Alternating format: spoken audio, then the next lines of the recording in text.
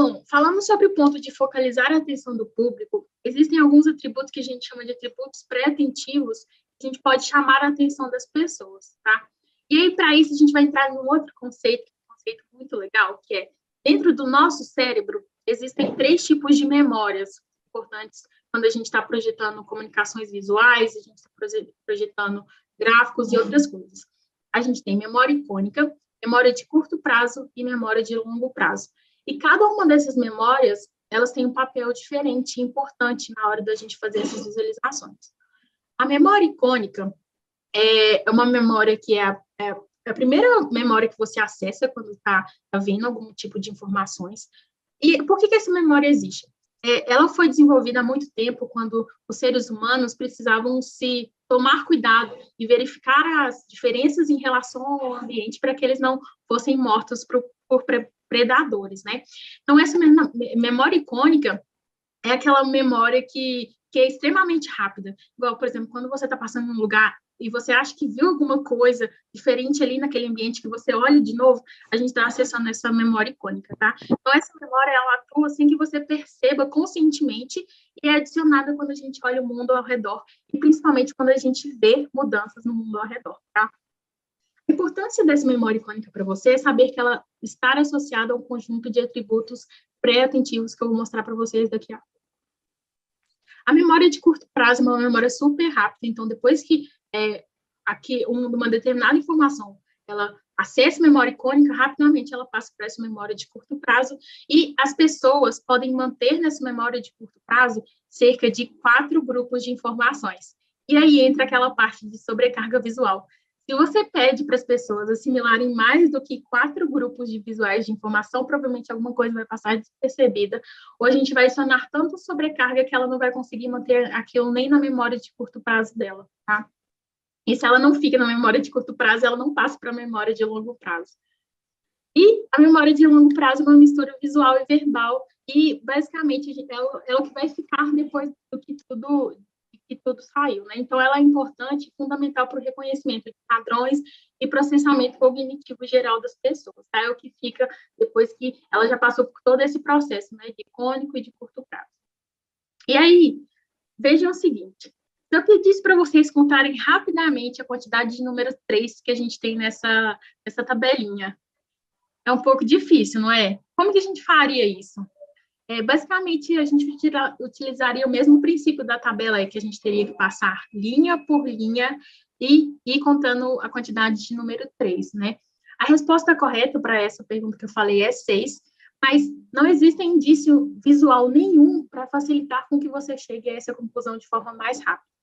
Olha a diferença quando a gente faz esse tipo de coisa. Olha como os números 3 saltam aos nossos olhos e destacam, e vocês conseguem contar rapidamente e me retornar a resposta rapidamente para a pergunta que eu estou fazendo para vocês, tá? Então, observem como é o mesmo exercício que a gente está pedindo que a pessoa chegue a uma conclusão, mas a velocidade e o tempo que ela gastou para chegar àquela conclusão é muito menor, né? E você rapidamente conta qual é o número de 3 e consegue retornar a minha resposta. Então, o atributo atentivo que eu estou utilizando aqui é o atributo de intensidade de cor. Quando a gente destaca alguns pontos baseado na cor que a gente está usando, a gente faz com que os nossos olhos visualizem rapidamente aqueles pontos que a gente quer que ela veja, sem que, às vezes, necessariamente ela saiba que a gente está chamando a atenção dela para aqueles pontos ali, né? Então, eu falei dessas memórias, e por isso que eu falei que a memória icônica é ela que usa esses atributos pré-atentivos, porque quando a gente está aqui, o nosso cérebro está em paz, assim, está calmo. Ele não está tentando simular nenhuma informação, porque está tudo na mesma para ele estar ali, sabe? Mas quando a gente faz com que o cérebro ele seja ativado e que ele perceba alterações no ambiente, ele rapidamente vai ver essa diferença nos pontos que a gente está mostrando para ele, tá? Por isso a gente consegue assimilar tão mais rápido uma coisa da outra. E aí, a Cole fala uma coisa muito legal, que é usar esses atributos pré-atentivos, eles podem nos ajudar e permitir que o nosso público veja o que a gente quer que ele veja, antes mesmo que ele saiba o que a gente está fazendo, com que ele veja aquilo que a gente está querendo, tá? Então, para a gente fazer uma visualização de dados bem-sucedida, a nossa atenção e o nosso tempo devem estar muito atentos, assim, para destacar pontos principais. Então, por isso que muitas pessoas usam, né, grifar, sublinhar aqueles determinados pontos para que ela consiga chamar a sua atenção para os pontos mais importantes do que ela está apresentando e fazer com que você assimile, passe para a memória icônica, para a memória de curto prazo e assimile aquilo de forma muito melhor. E esses atributos pré-atentivos são vários que a gente pode utilizar. Orientação, podem perceber que quando a gente muda orientação, forma, comprimento, largura, cor, tamanho, intensidade, todos esses atributos a gente pode utilizar para que a gente consiga coletar mais rápido a simulação por parte das pessoas e a conclusão por parte das pessoas também, tá? Então, voltando naquele gráfico, lembra que eu mostrei para vocês? A gente queria verificar a quantidade de tickets recebidos e a quantidade de tickets processados para saber se a gente precisa de pessoas ali. Então, recebidos ali, eu coloquei, a autora coloca numa cor mais cinza, a gente destaca com a cor azul os processados, e outra coisa também, ela já colocou os valores ali para que ficasse mais fácil de fazer essas comparações entre um e outro. Então, vocês podem ver que a quantidade de tickets processados naquele momento não está conseguindo acompanhar a quantidade de tickets recebidos, provavelmente a gente vai precisar de mais pessoas, tá? Então, utilizem esses atributos pré-atentivos para que a gente consiga ativar esses pontos do nosso cérebro para a simulação de forma mais rápida. Outro ponto também que é legal vocês pensarem que a maioria das pessoas leem nessa forma que eu estou mostrando para vocês, da esquerda para a direita e em zigue-zague. Então, quando vocês têm uma informação muito relevante para mostrar para as pessoas, sempre coloca aqui no início do slide de vocês, por isso, geralmente, títulos são colocados aqui em cima, não é por qualquer coisa, é porque as pessoas têm um processo de leitura, um processo visual de leitura, que fazem com que elas olhem essas informações. Então, pensem sempre nessa posição da página, né, na forma como vocês vão disponibilizar isso na página, para que ela consiga acompanhar o raciocínio de vocês, assimilando aquilo de forma mais fácil, tá? Bom, a gente está quase terminando, então eu vou seguir aqui e a gente para no finalzinho para falar um pouquinho sobre as perguntas, tá? Falando agora sobre contar histórias através dos dados. As pessoas, principalmente as pessoas que trabalham com essa parte mais exata, né, com dados, com relatórios, a gente não é naturalmente bom em contar histórias com esses dados. Por quê? Porque na faculdade, na escola, a gente aprende a linguagem da matemática, a gente aprende a fazer contas, mas raramente a gente aprende a juntar as duas coisas. A gente aprende a calcular, mas a gente esquece que a manipulação dos dados que a gente está fazendo, as conclusões que a gente está chegando, a utilidade dela é trazer alguma informação para as pessoas, né? É utilizar aquela informação, aquele conteúdo e contar a história de alguma coisa que acontece na vida, de alguma coisa que acontece com as pessoas, tá? E uma frase muito legal que a Cole fala existe sempre uma história nos seus dados, mas as ferramentas não sabem qual é essa história. E aí que entra, muitas vezes, a diferença entre um profissional que analisa dados e um profissional que conta histórias, que transmite resultados e é bom em comunicar esses resultados para as pessoas. Por quê? Muita gente, principalmente hoje em dia, onde a gente tem muitos softwares point-click, né? Muita gente vai conseguir fazer um gráfico de barras, muita gente vai conseguir fazer uma análise de dados, né? Descritiva, outras coisas, mas nem todo mundo vai saber transmitir aquelas informações, tá? Então, existe sempre essa história que pode ser contada através dos dados de vocês e as ferramentas, não vou te contar de pronto, assim, qual que é essa história. Então, vocês precisam trabalhar essa parte de visualização, de comunicação de resultados, para que vocês consigam transmitir a história desses dados para as outras pessoas, tá?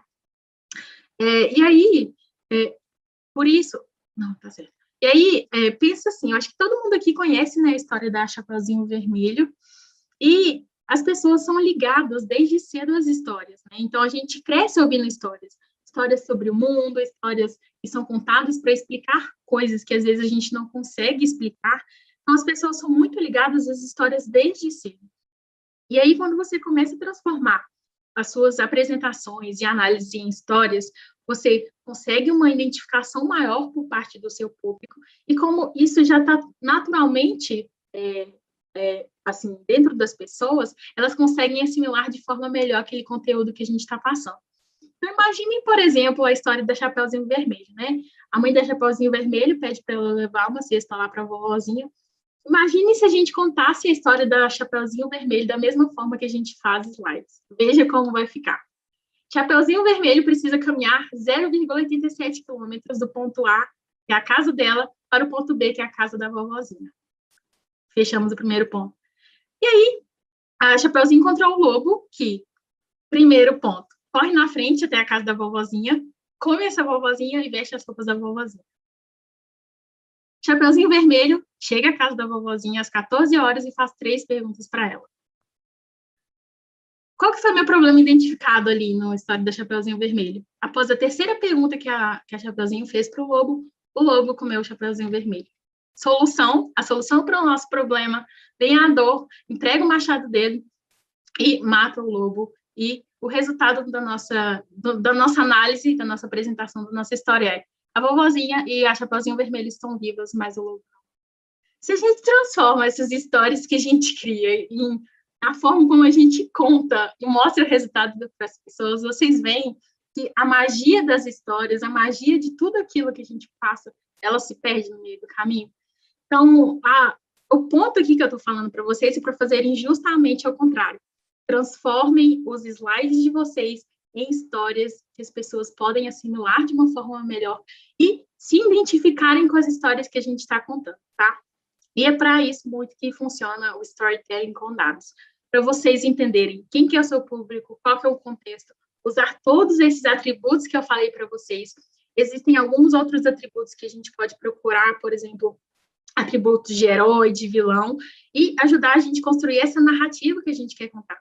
Quando a gente está fazendo um artigo, ou quando a gente está fazendo, por exemplo, um projeto de pesquisa, igual o projeto que eu fiz com o Gilvan, de migração e vulnerabilidade, a gente está contando histórias de pessoas, né? Histórias do por que as pessoas mudam seus hábitos, o que as pessoas fazem, por exemplo, ao ser atingida por uma enchente todo ano, o que acontece com aquelas pessoas a partir daquele ponto. Então, percebam que são histórias, são pessoas ali através do dado. E transformar essa história, os dados, as conclusões que vocês vão trazer em uma história que vai ser ouvida por outras pessoas, vai fazer com que a sua mensagem seja passada de forma muito mais clara, que as pessoas fiquem atentos também à história que você está contando para ela, tá? Então, quando a gente está construindo uma história, a gente tem um processo de construção. Às vezes não dá para a gente aplicar isso em tudo, né? Mas se vocês puderem, tentem construir um conceito, né, de análise quando a gente está fazendo uma análise ou quando a gente está fazendo mesmo uma apresentação para apresentar aqueles resultados para um público, né? Quando e onde a história ocorre. E aí é quando e onde aconteceu esses dados, quando e onde eu coletei esses dados, como que foi a coleta desses dados, né? Quem que está conduzindo a ação? Como que está sendo feito esse processo de coleta de dados? Com quem que está sendo feito, né? Quem são as pessoas entrevistadas? Como que isso está acontecendo? É por telefone, é via e-mail, é pela internet, um formulário da internet? Por que mudou nessa história? Por que a gente está estudando isso? Qual que é a relevância de estudar isso, né? Levantem os pontos do processo, aí volta naquele ponto, né? Por que as pessoas devem se importar e ouvir a história que você está contando para elas? O que você quer que aconteça? Por exemplo, o nosso objetivo é fazer essa análise tal e tal, para que daqui a 6 meses a gente consiga voltar ou dobrar o rendimento da empresa em 30%, mais ou menos. E aí você começa a construir esse desequilíbrio, equilíbrio, e colocando esses pontos aí na história de vocês. E a solução é como que você vai provocar essas mudanças, né? Então, tentem pensar nisso, porque esse início, a gente precisa de dar o máximo de indicativo para as pessoas do porquê que ela deve prestar atenção, né? Que geralmente, quando a gente está escrevendo um objetivo, alguma coisa, a gente tem que colocar sobre o que fala, sobre como que está sendo feita essa coleta, ou a metodologia que a gente está usando, o porquê que a gente está fazendo isso, né? Se ela ler aquilo, ou se ela entender aquela metodologia, como que ela vai conseguir aplicar isso em outras coisas diferentes? Por que ela deve prestar atenção naquilo, tá? E, principalmente, às vezes, a gente pode até colocar um indicativo da conclusão que a gente chegou para instigar ela a ler a nossa história até o final ali, que é quando a gente termina a nossa apresentação, tá? Então, o meio da história vai ser, basicamente, desenvolver melhor a situação, o problema que vocês estão abordando, as informações que são relevantes para vocês, incorporar o contexto externo ou ponto de comparação. E no caso, quando a gente está fazendo um trabalho dentro da graduação, procurar artigos que falam a mesma coisa, adicionar outros contextos, né, que falam muito relacionados àquelas coisas que a gente está mostrando para as pessoas. Não é à toa que a gente procura contextos externos para confirmar aquilo que a gente está levantando, por exemplo.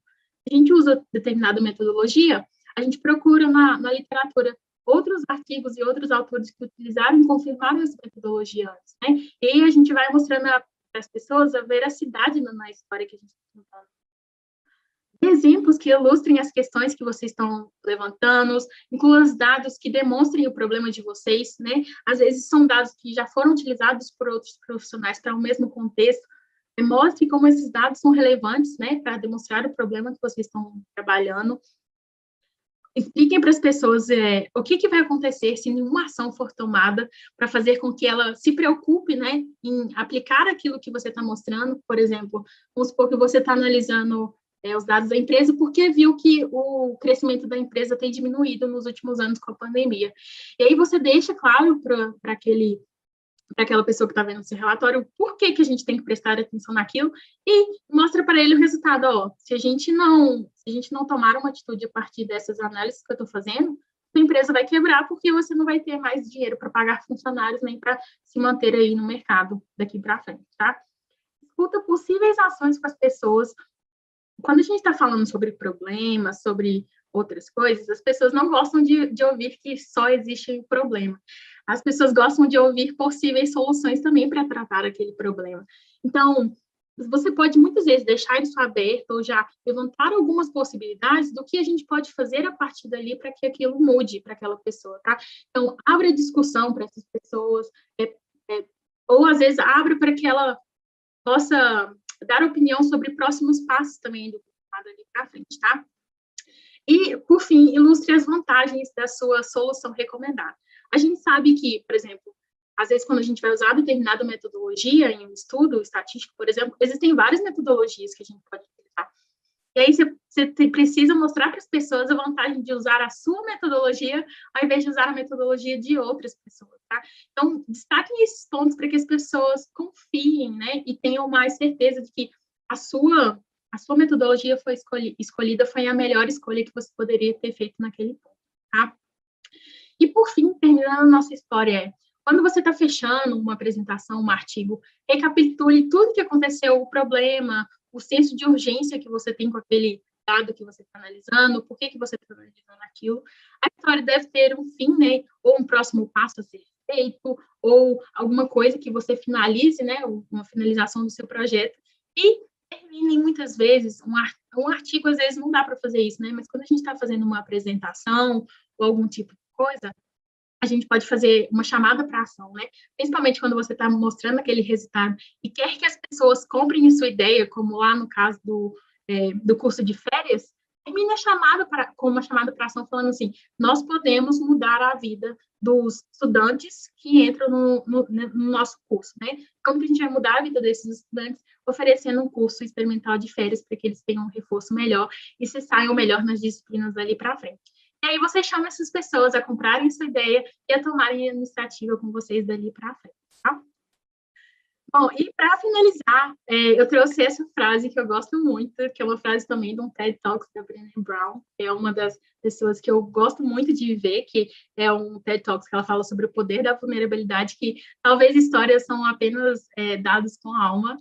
Então, como eu falei para vocês, histórias estão aí para ser contadas, né? Dados são histórias de pessoas, de coisas que acontecem no dia a dia, na vida, e provavelmente vocês podem transformar os dados de vocês em uma história que pode ser contada e que provavelmente vai querer ser ouvida por muitas pessoas vão querer ouvir essa história que você está contando, tá?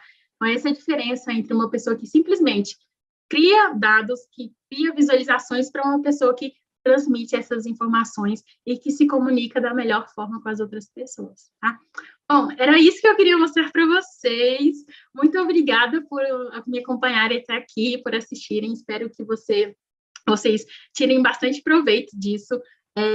Gente, eu sei que é difícil, tá, assimilar tudo que eu mostrei para vocês. Não se sintam julgados por fazer alguma das coisas que vocês viram aqui. Eu já fiz muitas dessas coisas também. Eu venho de uma graduação e mestrado de estatística, mas eu tenho aprendido isso de pouco tempo para cá, então foi depois que eu saí da academia. às vezes a gente só precisa de alguém que mostre que isso existe para a gente, né? Então, eu espero que vocês utilizem isso da melhor forma possível e, quando não der, não se sintam tristes, tá? Porque esse mundo é um mundo que muda muito e nem sempre a gente consegue aplicar todas as técnicas. E isso acontece não só nessa parte de storytelling, nessa parte de visualização, mas como tudo, né? Em outras metodologias estatísticas, em qualquer coisa que a gente faça. Então, não se sintam tristes caso vocês não consigam sempre aplicar tudo que eu mostrei aqui para vocês, tá? Ô, Gilvan, eu mostro o script rapidinho e depois a gente vai para as perguntas? Ou, porque o tempo já passou, né, um pouquinho. Como que você quer seguir? É muito grande o script? Não, é rapidão, é bem tranquilo, assim. Vou mostrar aqui. Então, dá uma apresentação rápida para a gente. Isso, Tá. vamos lá. Tá, O script está indo com vocês no chat. Eu não sei se todo mundo está familiarizado, mas esse aqui é o R, né? O RStudio, que a gente usa para fazer visualizações e análises. Esses dois primeiros comandos aqui, quando a gente está trabalhando com pacotes, né, para fazer visualizações e outras coisas, se esses pacotes não vêm na base do R, a gente precisa instalar e carregar esses pacotes sempre que a gente está analisando, tá? Então, esse código aqui, ele só serve para carregar alguns pacotes, tipo o dplyr, o readxl, o ggplot, enfim. Essa aqui é uma base de dados que eu peguei do próprio GitHub, então essa base de dados aqui eu só trouxe para fazer a análise para vocês, né? Essa base tem uma data e os valores. E aí aqui eu criei um gráficozinho de ggplot básico. Quando a gente cria um gráfico básico desse, olha como ele vem, tá vendo? Ele vem com fundo, ele vem com os pontos aqui. Aqui tem pouca coisa para a gente mexer, né? Mas dependendo do gráfico que vocês pegam, tá vendo? Por exemplo, o ggplot já é um ótimo pacote porque ele já padroniza as visualizações. Ele abrevia ali embaixo qual que é a data, por exemplo, esse tipo de coisa. Então, aqui eu só mostrei um exemplinho básico de algumas coisas que a gente poderia usar, ó, diferentes que eu troquei aquela base do gráfico para outras coisas. Então, tá vendo? Eu tirei aquele eixo, eu troquei as bolinhas pelos valores, né, pelos valores que a gente tinha aqui, para que a pessoa não precise ficar comparando aquelas linhas com os valores que a gente tem aqui no gráfico. E aí eu já deixei a linha aqui para que ela conseguisse assimilar da melhor forma. Como eu falei para vocês, não necessariamente tinha muita coisa para mudar, mas só para dar alguns indicativos. Então, eu tirei aquela cor no fundo que não acrescentava em nada. Eu deixei bem clarinho as linhas dos segmentos para que as pessoas conseguissem verificar qual que era a data, né, e de qual ponto ela estava visualizando ali. Mas é basicamente isso. Então, nesse código aqui, eu tirei o fundo, né, os elementos que não eram necessários, e eu coloquei esses grids, esse painel com as cores mais clarinhas. Daí eu adicionei o label logo nos pontinhos, para que as pessoas não tivessem que ficar usando o dedo, né, para olhar os valores. Mas é basicamente isso. É bem simples, assim, eu coloquei só para vocês terem um indicativo do que alguns tipos de coisas que a gente pode fazer, mas eu usando um dos princípios que a gente falou também, tá? É bem rapidinho.